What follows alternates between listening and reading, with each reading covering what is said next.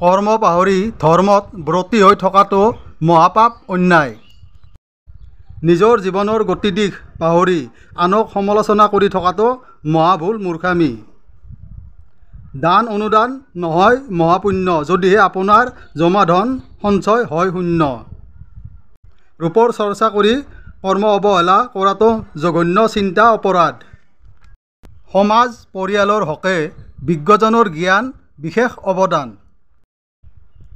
তেনে লোকৰ জীৱন যায় অথলে যিয়ে গতিশীল সময়ৰ মূল্য আয়ত্ত কৰিব নাজানে। মহাসুখ শান্তি স্পৃহা ব্যক্তি এজনৰ জীৱনত সফলতা। দুখৰ লগৰী ঈশ্বৰ আল্লাহ গড সমৰ্থন সকাহ। সুখৰ লগৰী শত্ৰু সুবিধাবাদী দৈত্য ৰাক্ষস পিশাচজন।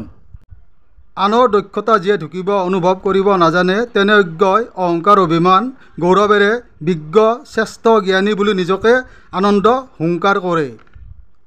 প্ৰাণ মন বিবেকৰ বিবেচনা প্ৰেম ভাল পোৱা নহয় মাথো দুচকুৰ সজল চাৱনি মৌ মিঠা হাঁহি প্ৰেম ভাল পোৱা।